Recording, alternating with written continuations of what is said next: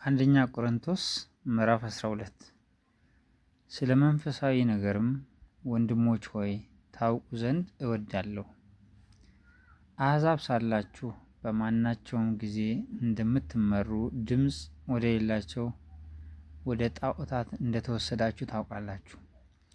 ስለዚህ ማንም በእግዚአብሔር መንፈስ ሲናገር ኢየሱስ የተረገመ ነው የሚል እንደሌለ በመንፈስ ቅዱስም ካልሆነ በቀር ኢየሱስ ጌታ ነው ሊል አንድ እንኳ እንዳይችል አስታውቃችኋለሁ።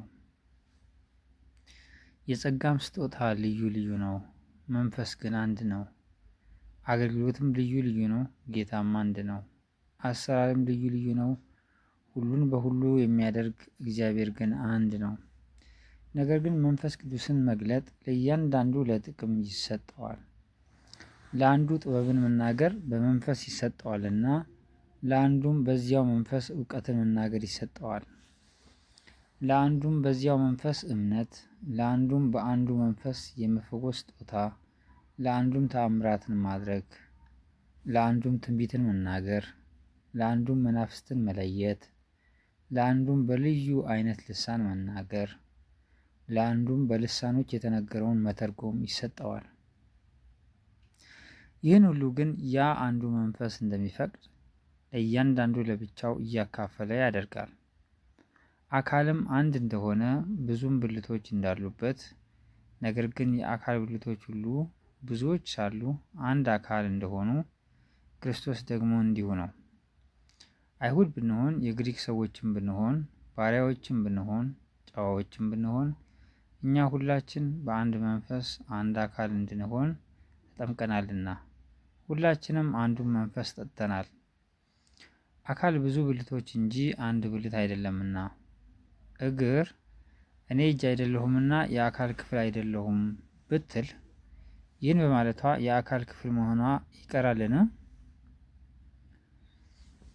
ጆሮም እኔ ዓይን አይደለሁምና የአካል ክፍል አይደለሁም ቢል ይህን በማለቱ የአካል ክፍል መሆኑ ይቀራልን?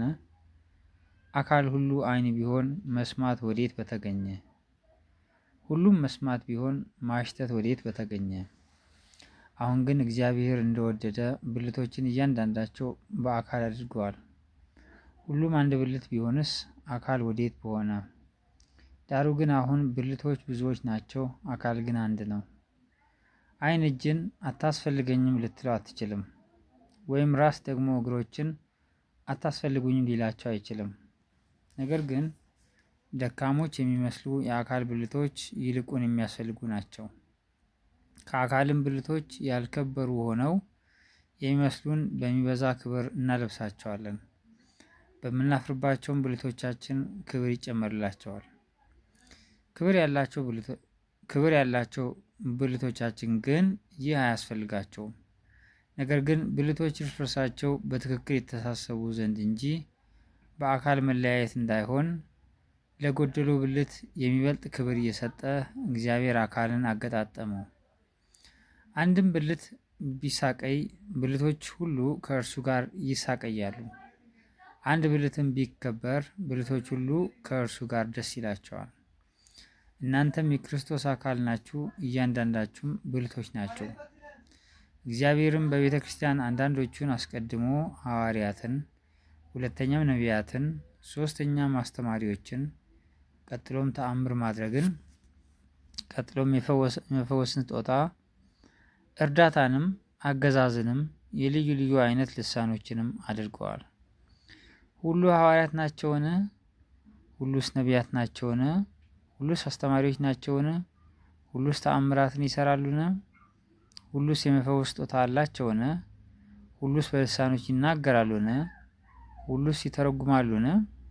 ነገር ግን የሚበልጠውን የጸጋ ስጦታ በብርቱ ፈልጉ፣ ደግሞም ከሁሉ የሚበልጥ መንገድ አሳያችኋለሁ።